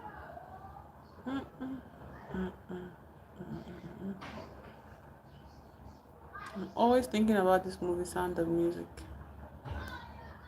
Like the score, you know, the people that wrote the tracks on that album, like on the movie. Sorry, it's a musical, Nabi. I think the most musical moment to me in Sound of Music was when Maria was sent to live with the Von Trapp family, and then when she was like when she stepped out of the abbey, you know, and the door closed behind her, and she was like, you know, when God closes a door, somewhere He opens a window. Best freaking line. Like when I was a child, that was so important to me. Like I loved Maria. I still love Maria. And then she started walking on the street, and she was a bit depressed. She was confused. She didn't know what to do with herself. She didn't know how she was going to face this new era of her life. Yeah. So she started like walking and talking to herself and speaking about the whole situation. And before you know, she spoke herself into singing. You know, she started singing like, I have confidence in sunshine. I have confidence in rain. I have confidence that spring will come again. Besides which you see, I have confidence in me. Strength doesn't lie in numbers. Strength doesn't lie in Strength lies in moment of peaceful silence when you wake up. Wake up. So like that moment when she's walking through the street and you can hear her heels clack against the cobblestones in the street. It felt so in that moment I felt like, oh, this is a musical, you know, even though I didn't have words for it. I watched it when I was like tiny. But like I was like, oh, so this is what a musical is. You know, it just felt so musical. Like in that moment I didn't believe that such a thing could happen in real life where you'd be walking. And again, what I really liked about Sound of Music was that when Maria was singing, it was only her singing. There was no chorus of people behind her dancing with her. She was just the one in her own world, singing, dancing, jumping, telling herself the things that she needed to hear, that she wanted to hear, you know, encouraging herself and being confident in herself and not being discouraged. All of that. Like every time she had those moments, it just made me feel so wonderful. Like I want to dance in the streets, yeah, like Maria, but I don't want crowd of people watching or crowd of people following me to dance. Or I just want to have this special moment in my head where, you know, I'm flying and I'm jumping and I'm clacking my shoes on the ground. I don't know, it was so it's very comforting to watch, to see her. The way she was dressed was also very funny, eh? And when she saw Captain Von Trapp, he was not like, is that the clothes people wear at the Abbey? She was like, oh no, this is my best clothes. And I was like, we have to get you some new ones. As if it was the most horrid thing he had ever seen. And I loved that interaction. I love that interaction because it was I like it when like just because like the idea of like liking somebody or respecting somebody does not mean that you cannot just tell the person that, oh, I think what you're wearing is nonsense, or what you're wearing is ugly, which it was like, look look at the dress. And she had this big briefcase that she was lugging around from, you know, when she even came down from the bus, when she approached the estate of his house, of his home, and she stood and she started dancing from the bus stop to his gate. Like it was so wonderful. Like she was clacking and jumping and she was the only one there. And it's like how wonderful to have this level of privacy where you can dance and jump and sing, you know, and encourage yourself, and there's like it's just your own moment in this world, you know. And I like the yellow of it all, like the yellow of her. I think her dress was yellow. I think, or was it gray? No, it was gray. See, I'm remembering it in yellows because she was so bright in my mind. That scene is so bright. It's so bright, and it's not just bright because of the lighting. It's bright because of her mood. She was shining from the inside out, and I remember her now in yellow clothes. But no, what she was wearing was gray. This very short jacket that did not even reach her top. And then she was wearing this ugly gray skirt, I think. Yes, this ugly gray skirt. And she was wearing a hat on that her hair. God. Her hair. Another wonderful thing about Maria was her haircut. Oh God. She did not have this hair. Her hair was literally bowl cut, like very cropped close to her neck, and her bangs were like begging for their life. Like, but she's a very beautiful woman. Okay, Julie Andrews is so pretty, but I feel like it was not just beauty in that sense of, oh, somebody's a beautiful person. I feel like it was more her persona was shining through, and it was beautiful to look at, to see, to engage with, you know. And it reminds me of this thing where this quote from Toni Morrison, one of my favorite authors. She said that beauty is not something to behold, it is something to do. Okay, so Maria, obviously, she was obviously an orphan, and she was left at the door of the abbey, and the nuns took her in. You understand? And she grew up all her life not knowing anything outside of the abbey and the nun and the church.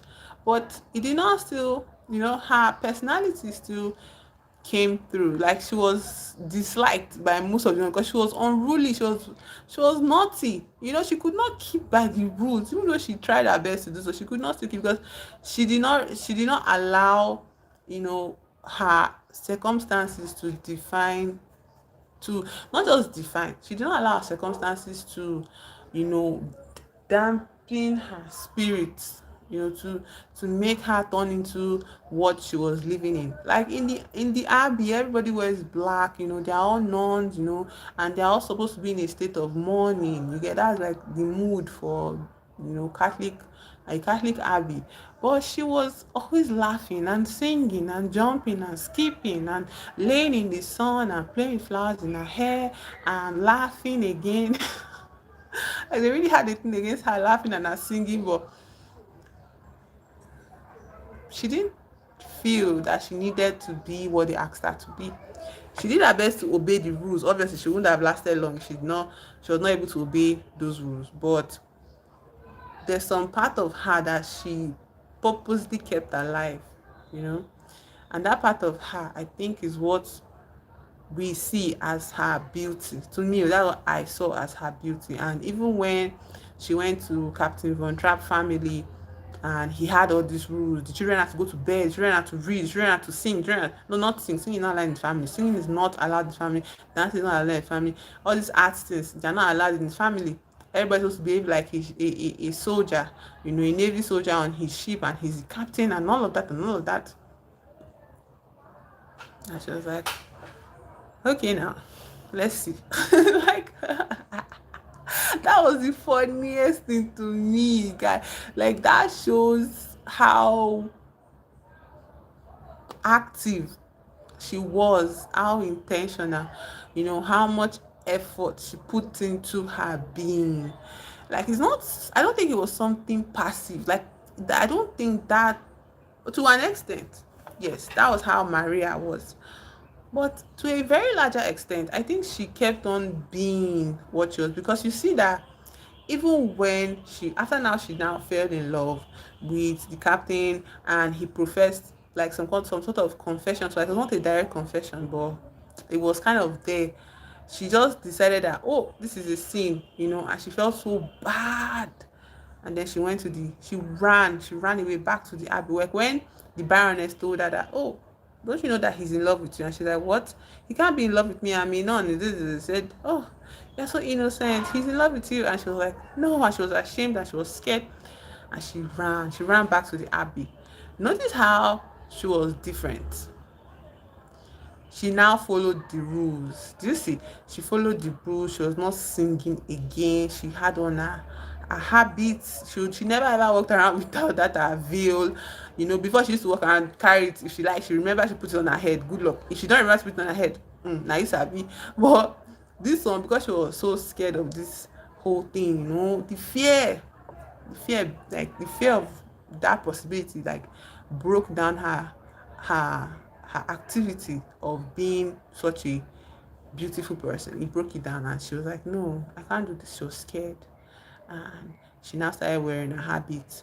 She now stopped singing. She didn't laugh. She wasn't missing anything. She was even telling the supreme mother supreme that, okay, I'm ready to take my vow. She wanted to um condemn herself to this life of servitude, of mourning, of quietness, of sadness, you know in the abbey and all of that. She was ready to do that. So sometimes, when we see people, there are people in our lives that we might see doing this jumping happy go lucky, and to an extent, sometimes before I used to feel jealous of people like that, because I'm like, don't you feel the weight of the world? Don't you feel the ugliness, the sadness? Don't you see how everywhere is gloomy and dark?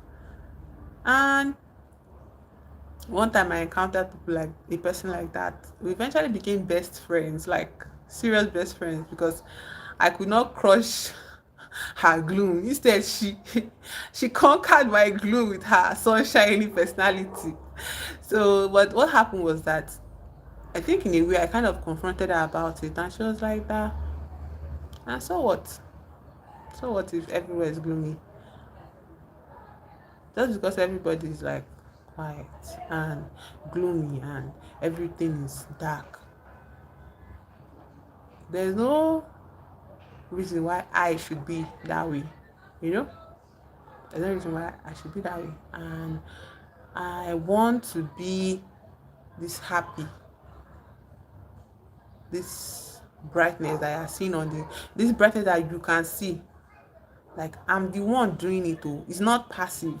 Like, that's more or less what she said to me, that I'm the one cultivating my brightness. I don't just go around assuming brightness is a function of, oh, I woke up on the right side of the bed, oh, I won the lottery, oh, somebody was kind to me, oh, somebody was nice to me, oh, I fell in love, or the love of my life accepted me, or I got this contract, or I'm the king of the world, so I'm happy. No. Her brightness was an action. And Maria, I think she faced something that she felt, you know, um, beat. She faced something that felt like it was bigger than her brightness, and she let it consume her. She ran away and decided to dedicate her life to mourning. But lucky for Maria, you know, the seed of happy, the seed of not happy, all those brightness that she kept on cultivating all those years she lived with Mother Supreme, all the nuns, grew up with them from a child. Like, they literally watched her grow in the abbey. Yeah, so she's supposed to be this young lady. Yeah, so like all those happy go lucky, I don't want to call it happy because I don't like the word happiness. I think happiness is fickle. I think the contentment and peace she felt with her life and her circumstance that made her just, be the way she was, be the brightness that she was. I think it it grew, it produced fruits in the people that she lived with, because the Mother Supreme had to call her. Mother Supreme that would have even been happy that, oh, finally, you, this unruly girl, you're finally making up your mind to to be serious, to be for God, to dedicate your life to God. Mother Supreme did not do that. The Mother Supreme said that what you are doing is running away. And Maria was like, no, you don't understand. Say, stop, go back and face, whatever was trying to conquer your light. Face it and see if, you know. And when Mother Supreme gave her that like leave, reflected back to her all this brightness that she has been reflecting on everybody around her. Mother Supreme, in that moment that she really needed it, Mother Supreme reflected it back to her. And then when she went back to the family, she actively, you know she actively, it was no longer like a passive thing anymore. She was now very conscious of the fact that, so it felt like she was now conscious of the fact that she was the way that she was, that her brightness, her beauty was something that she did. And immediately she went back, she saw that she connected with the family. She started singing. No, was it that? What was that? What was that? She entered the house and like they were singing songs, like they were waiting for her outside there. They were sad, the children were sad, and she came and she was now singing with them, and all of them were happy. Maria, Maria, they were so happy for her. And then she was not able to have that conversation with the captain. And then when she faced up to the thing that was um you know countering her sadness, like her brightness, when she faced up to that thing, she saw that it wasn't anything. It wasn't anything. It was something that required her to do again, and she did. Which is what, following her heart, going to the Vontra family, even though she was scared. She followed her heart and she sang her song, and she was like, oh, I'm having a wonderful time with these children, I love them. And then she fell in love herself, and she had to also again, she decided to follow her heart. And I feel like that's also a thing of beauty. I think that's what made Maria so beautiful in my eyes, the fact that she was active. She participated in her own life. There was nothing passive about Maria. The only thing passive I think that was in Maria's existence was just the fact that she grew up in the abbey. you know like she was left at the abbey. I think she was left at the door as an orphan or something, because there's no mention of her parent, and the people that showed up to her wedding were the sisters and Mother Supreme, which was so was so beautiful. And me, I'm not somebody that will preach marriage. I think marriage is just, marriage is something evil. But in this fictional world of Maria, I feel like it didn't mean what, at least to her, me, I'm focusing on Maria now. To her,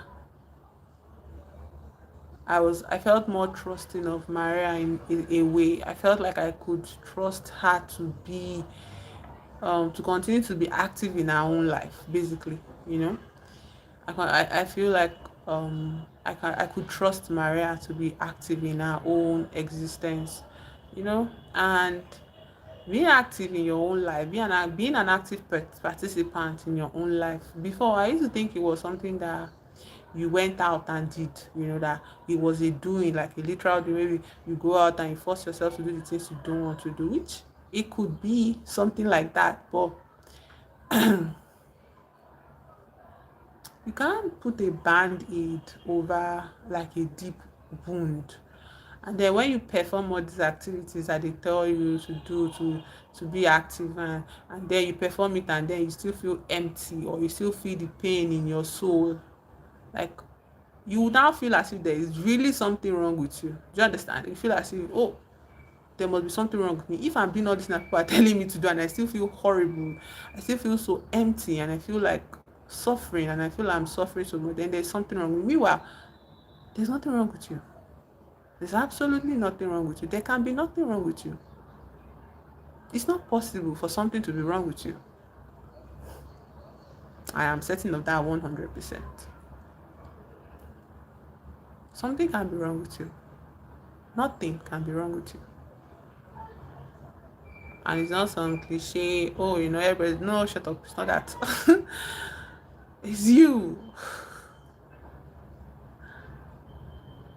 Wrong is a category that you lay up against another category that you deem right.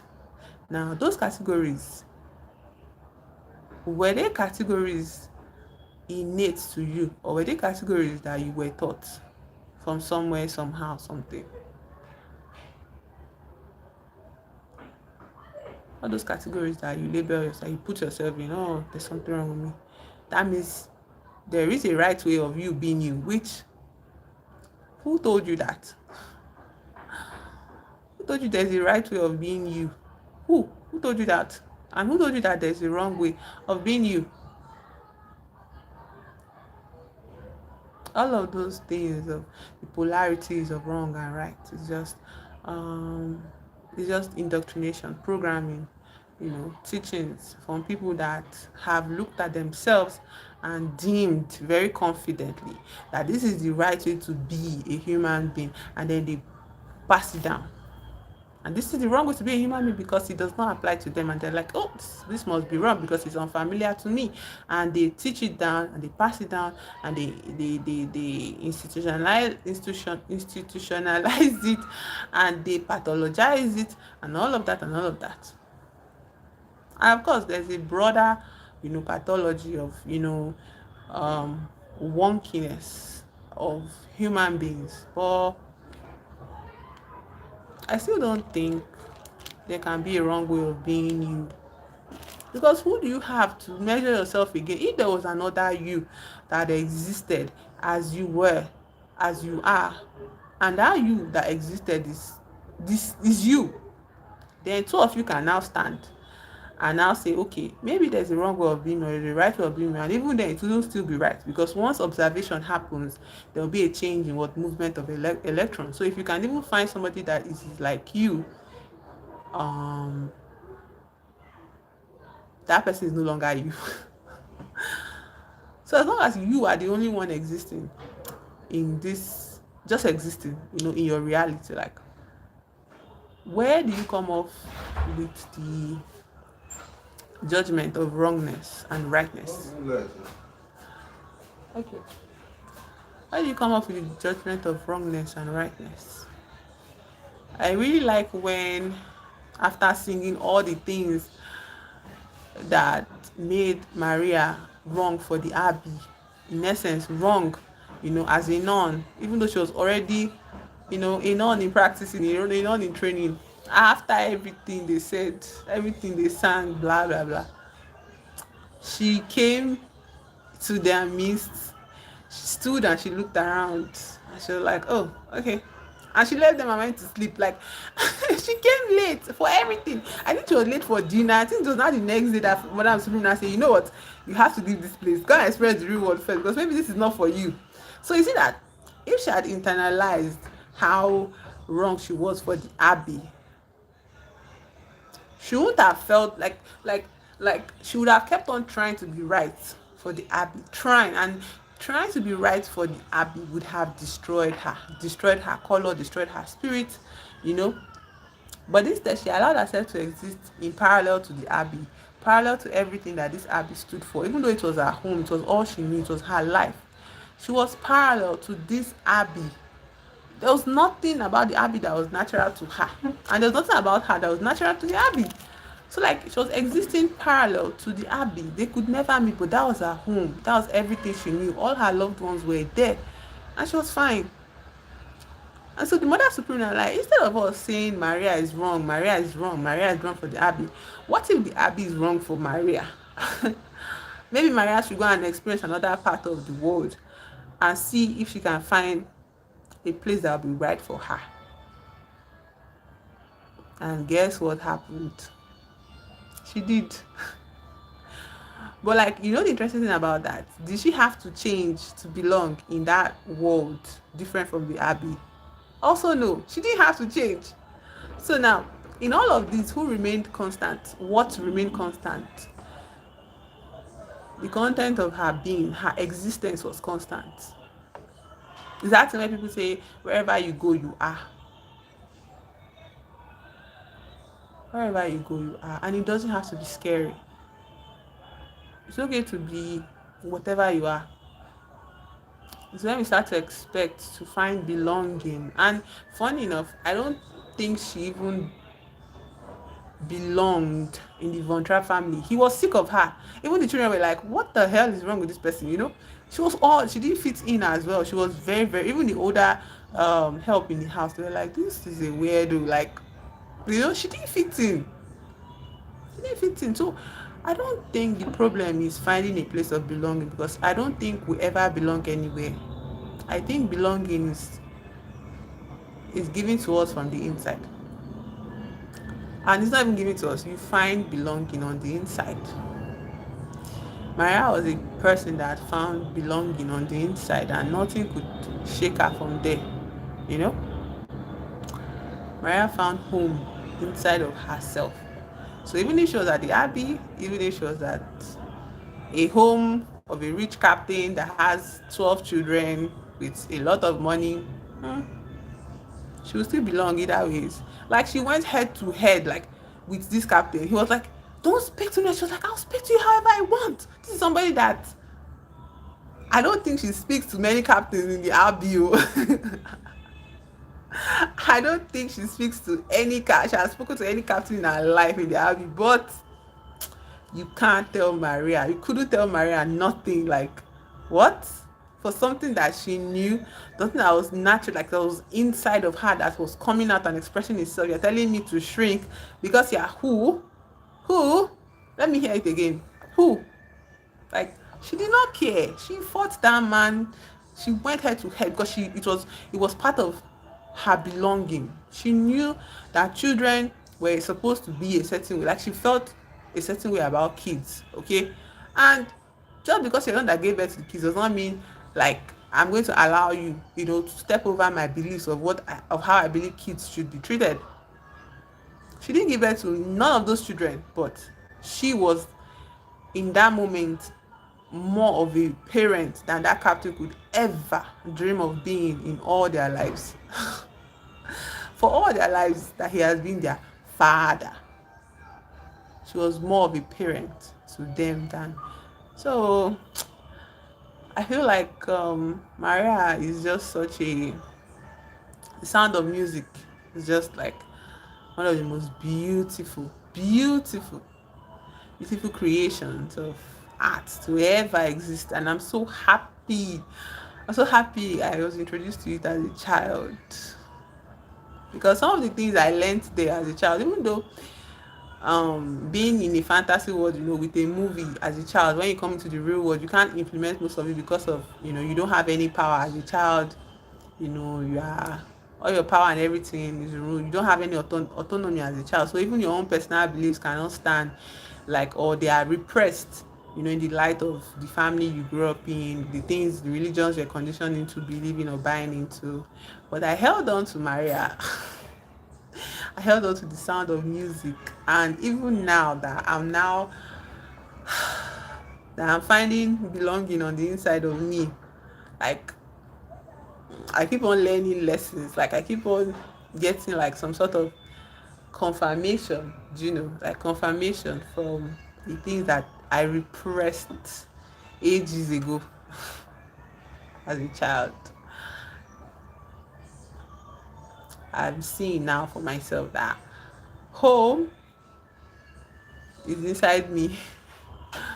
There's no home outside for me. There's home only on the inside of me. And so